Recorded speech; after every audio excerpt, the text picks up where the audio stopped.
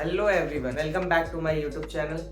आज हम बात करने वाले हैं एक नए रेस्पिरेटरी वायरस के बारे में, जिसके केसेस हमारे इंडिया के अंदर लगातार बढ़ते जा रहे हैं। करंटली 7 तारीख को जब मैं ये वीडियो बना रहा हूँ, इस टाइम हमारे इंडिया के अंदर 7 नए केसेस रिपोर्टेड हैं HMP वायरस से। ठीक है, तो आज हम इस वीडियो के अंदर ये देखेंगे कि ये वायरस क्या है और इस वायरस के क्या क्या सिम्टम्स होते हैं, इससे कैसे हम बच सकते हैं, क्या हमारा भारत इस टाइम इस वायरस से लड़ने के लिए तैयार है।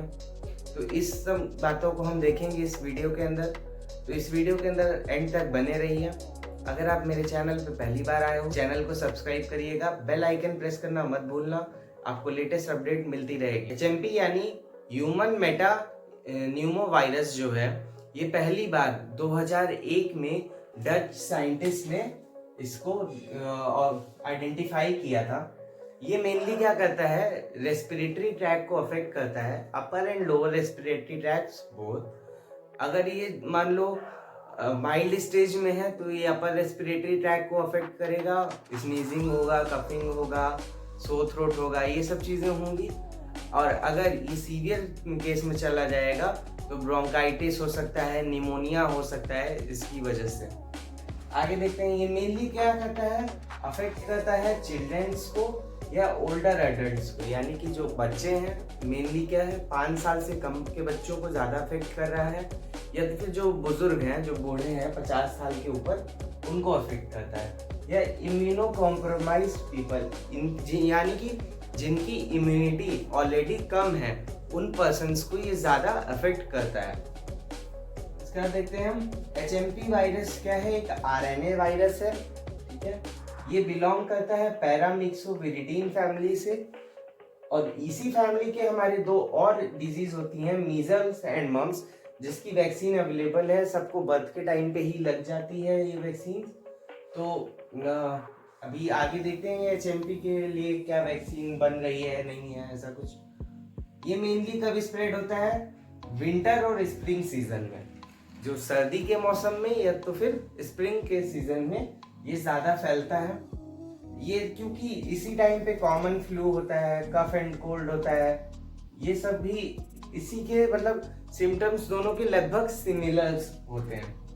ट्रांसमिशन इसका कैसे होता है, ड्रॉपलेट इन्फेक्शन है ये, मतलब यानी कि जो इन्फेक्टेड पर्सन है, अगर आप उसके ड्रॉपलेट्स के कांटेक्ट में आते हैं तो उससे होगा, यानी कि अगर वो कफिंग स्नीजिंग के टाइम जो ड्रॉपलेट्स उसके माउथ से, नोज से निकलती हैं, अगर आप उसको इनहेल कर लेते हो तो उससे आपको इन्फेक्शन हो सकता है।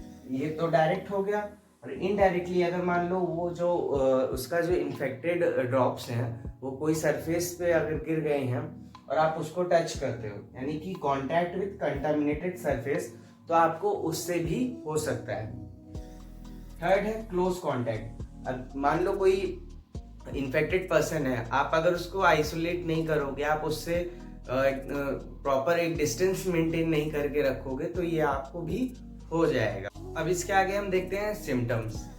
हमारे जो मेनली माइल्ड सिम्टम्स होते हैं, यानी कि जो अगर स्टार्टिंग की स्टेज में है तो रनिंग नोज होगा, नाक का बहना, कफ होगा, खांसी आएगी, फीवर बुखार होगा, सो थ्रोट यानी कि गले में दर्द होगा, वीकनेस रहेगी, उसे थकान महसूस होगी। और अगर यही का अगर सिम्टोमेटिक ट्रीटमेंट सही से नहीं किया जाता है पहले इन सारे सिम्टम्स का, तो ये सीवियर स्टेज में पहुंच जाएगा, जिसमें डिफिकल्टी इन ब्रीदिंग होगा, इसको क्या बोलते हैं हम, डिस्पीनिया होगा, विजिंग होगा, ब्रोंकाइटिस हो सकता है, और निमोनिया भी हो सकता है सीवियर केसेस में जाने के बाद। और ये जो इतने भी सीवियरिटी है, ये मेनली हमारे जो चिल्ड्रंस होते हैं, इन्फेंट्स में, चिल्ड्रन जिनकी एज 5 साल से कम है, या फिर ओल्डर एडल्ट्स 50 साल से ऊपर के जो हमारे बूढ़े लोग होते हैं उनको, या तो फिर जिनकी इम्यूनिटी ऑलरेडी वीक है, उनमें सीवियर केसेस देखने को मिलेंगे। अब इसके आगे हम बात करते हैं ट्रीटमेंट की। तो फिलहाल तो इसका कोई स्पेसिफिक ट्रीटमेंट नहीं है, ना ही अभी कोई इसकी स्पेसिफिक वैक्सीन का इन्वेंशन हुआ है। अभी फिलहाल इसका जो ट्रीटमेंट किया जा रहा है सिम्टोमेटिक तरीके से किया जा रहा है, यानी कि फीवर आने पे हम एंटीपायरेटिक्स दे रहे हैं, कफिंग पे ऐसे ऐसे करके जितने भी सिम्टम्स आएंगे वो सिम्टोमेटिक ट्रीटमेंट दिया जा रहा है। अगर मान लो सीवियर स्टेज में चला जा रहा है, सांस लेने में प्रॉब्लम हो रही है, तो ऑक्सीजन देंगे और प्रॉपर हाइड्रेशन देंगे, मतलब प्रॉपर अमाउंट में फ्लूइड देंगे ताकि उसकी बॉडी में डिहाइड्रेशन ना हो। और प्रिवेंटिव मेजर्स का यूज़ करेंगे, जैसे कि थोड़े थोड़े टाइम के बाद हाथ को धोना साबुन से, या कोई चीज़ को टच किया जो इन्फेक्टेड हो सकती है तो उसके बाद हाथ को साबुन से धुलना, या सैनिटाइज़र का यूज़ करना, मास्क लगाना। अगर कोई इन्फेक्टेड पर्सन है या फिर कहीं पब्लिक प्लेस पे जा रहे हो तो मास्क लगाओ, एक सोशल डिस्टेंसिंग मेंटेन करके रखो, प्रॉपर एक डिस्टेंस मेंटेन करके रखो बाकी लोगों से। और अब देखते हैं हम कि क्या इंडिया इससे लड़ने के लिए तैयार है।